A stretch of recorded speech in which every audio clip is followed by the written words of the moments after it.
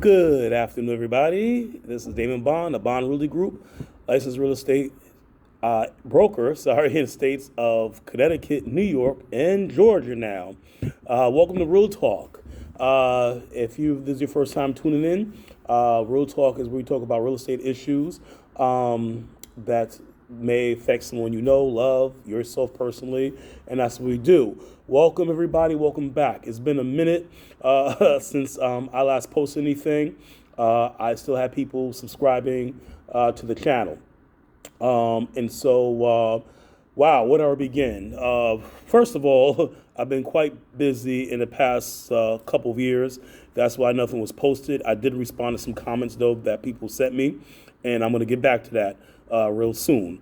But in any case, though, I'll just give a brief. When I say brief, it's probably going to be in two parts explanation of what I've been doing. And ironically, everything I've been doing in some form or fashion has been kind of, sort of, centered around real estate, and is kind of, sort of, will be incorporated into successive, video postings that I will do. For starters, I'm healthy. Never had COVID, so that's knock on wood. Family is good. I did have two uncles that passed. Neither was from COVID. They were just one uncle. It was surprising because he was a vegetarian. He was into spirituality. The dude didn't even have a microwave, so we were quite taken aback. We would not expect him to go at so soon. Another uncle was just old. He died peacefully. He's in his sleep. Unfortunately, I have a cousin that I'm in the process of going to lose soon. He has a tumor in his lung, unfortunately, very young man. So, of course, I'm saddened by that. But, sometimes cancer is one of those tricky things. But in any case, though, so enough of that, sobering news. In any case, I've been well during the pandemic. And one of the reasons why I stopped posting was because I actually got into the restaurant business. I am a professional chef. I was trained formally for it. So I decided to open up a restaurant. And the funny thing is, I was not planning to go into the restaurant business itself. I was actually going to go get a food truck, which I guess is the restaurant business. But I meant like a fixture, standalone building restaurant. So it was interesting because one day I was actually looking for a client who was looking for a tire shop here in Connecticut, and certain New Haven or Fairfield counties. So I was looking for a tire shop for him. I was looking for a customer. And I was looking properties. And as I was going through the multiple listing service, or MLS for short, I came across a commercial space for lease.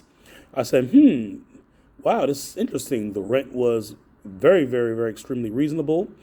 And I knew exactly where it was. And I said, oh, okay, great. It wasn't too far from my primary residence. I said, wow, this is great. And so I decided to go and take a look at it. It was easy because I'm a broker, and took a look at it, and I liked it, and I submitted an offer that I wanted to lease the space. And like I said, the rent was very good. Was paying for the rent, very good, and then I got it. After meeting with the owner, we talked, and I'm gonna explain this in some of the successive videos. We talked. And I actually liked, I liked the space. It was great. And so I stopped looking at food trucks, because originally I was looking at food trucks. I was looking at food trucks anywhere from 10,000 to 25,000. I was looking at food trucks. I figured I would do a food truck. It's something I could do in the summertime, or, during special events, and you could park it somewhere. And I was going to rent a commercial kitchen. So I got into it, and I didn't start right away. I had to clear some hurdles first. I had to file for a sales and tax permit. I already had an LLC for the company, and I had to get reviewed or whatever by the health department and all that. The place needed to be it wasn't dirty or anything. Don't get me wrong, it was fine, but I had to be spruce. We want to disinfect everything, and I repainted the place. I cleaned it out. I'd order new restaurant equipment, commercial refrigerator, commercial stove, some prep tables, and I had to apply for a Restaurant Depot card. That's like kind of the version of Home Depot for restaurateurs. Who they sell everything in bulk. So I did that, and it took me a while. This was like in April 2019. I signed the lease in May of 2019, and I just got it together, and it was up and running by November. After all the hurdles and everything, it was up and running. The health department cleared it, and what have you. I had to do some of the fire suppression. I had to get the hood clean. So a number of items I had to do, little nuances here and there. Credit card machine, you name it, everything. But it was worth it. It was a growing experience because you see, when you own and operate one business, real estate is one type of business, obviously. And owning and operating a restaurant is a totally, entirely different experience. Like, for example, for real estate, I used to have an office, and the office was pretty simple. I had all I needed was cable, internet, if you will, and a copy machine. That was all I needed. No big thing. And so when I got the restaurant, I gave her my office. My office used to be in downtown Bridgeport. I gave her the office, and it was a nice office space, but I gave it up, and my office became the restaurant. So basically, my office was, if I had to meet people, and I didn't meet too many people, but if I had to meet them, they would come by the restaurant and what have you. It was a nice little touch, and I met a couple of clients there. But yeah, I gave the suit and tie for a chef's uniform. The checkered pants and the chef jacket and the hat and everything. And so I did this. So I opened up in November of 2019. I opened it up, and I had a soft opening, and it was a lot of work. I was a dishwasher, prep cook, line cook, sous chef, executive chef, cashier, reset all in one. And I did have people who assisted me, and I'm very grateful for that. But it was a lot of work, much more than operating a real estate office.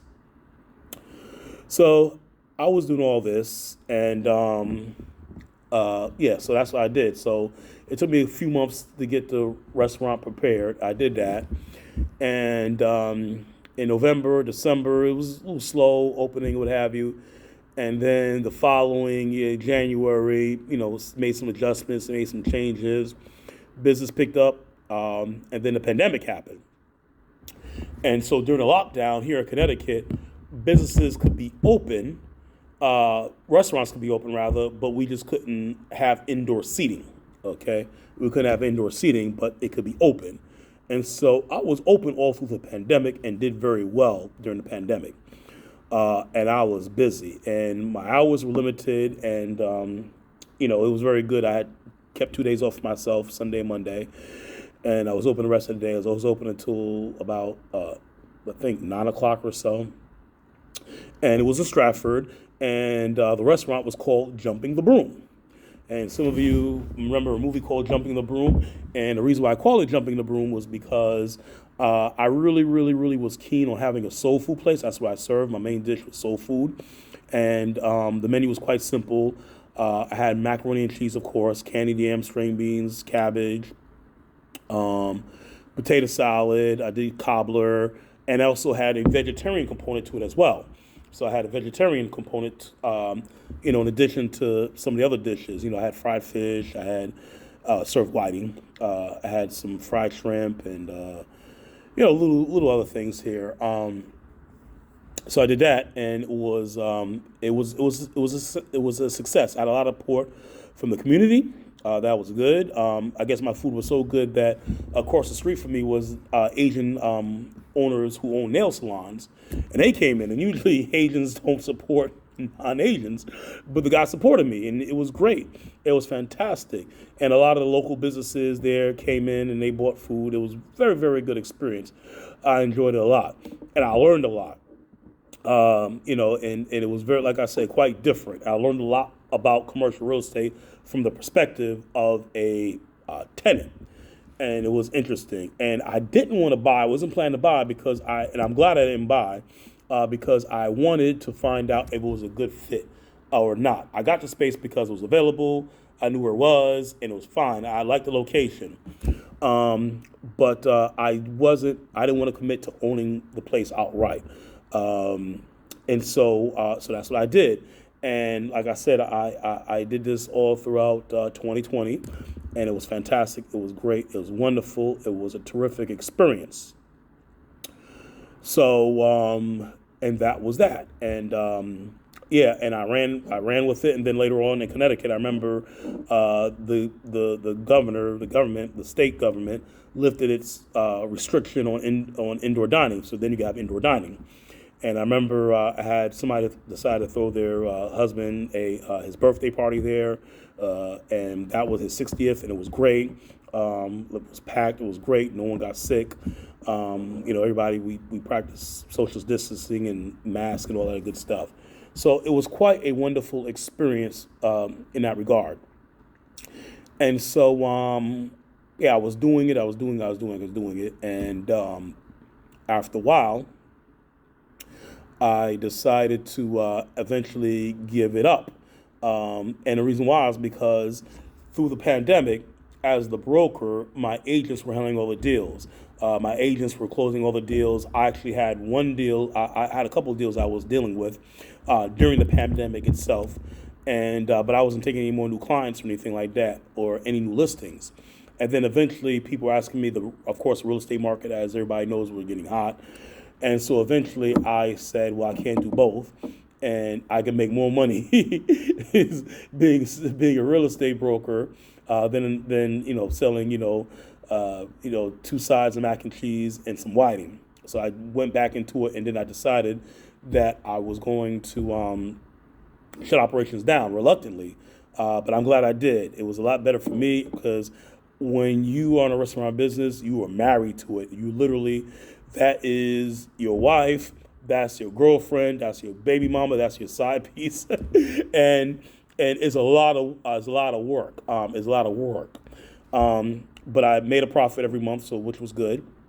But it was a lot of work, and it was good because in 2021, when I gave up the restaurant, because that's when the lease expired, I was able to do a little more traveling than I had in previous times, because I wasn't able to go anywhere. But eventually I would travel stateside because I didn't want to get on no planes and what have you. And then eventually I would get back on a plane, and I'm going to discuss that, in a separate video. But it was a wonderful experience running the restaurant, and that's what I was doing. And then I got back into real estate. And like I said, originally my restaurant was called Jumping the Broom, and I was getting to it, but I went off into a tangent. I do that sometime.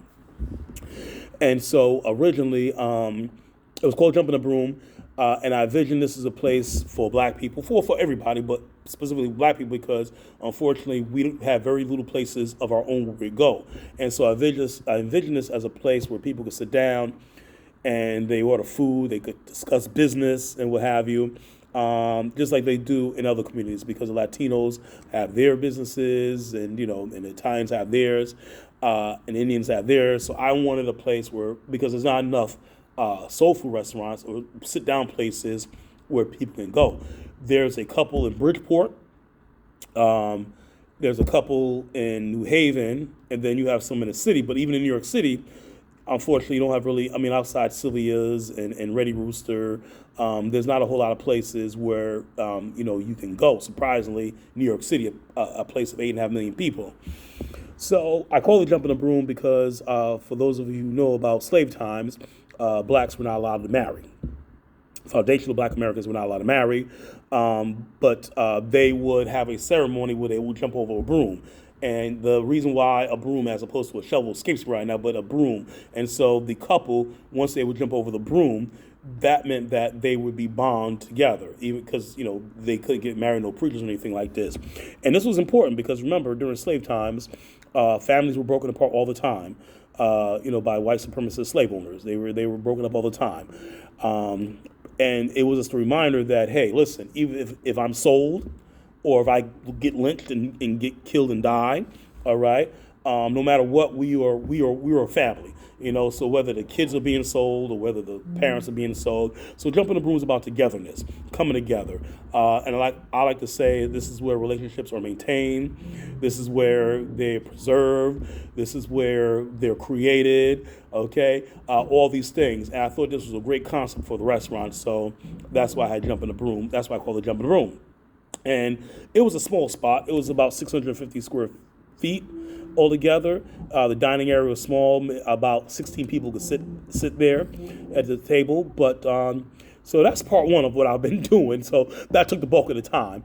But I will continue on another day, part two, and eventually I'll be getting back to it. So for people who subscribe to the channel, thank you very much.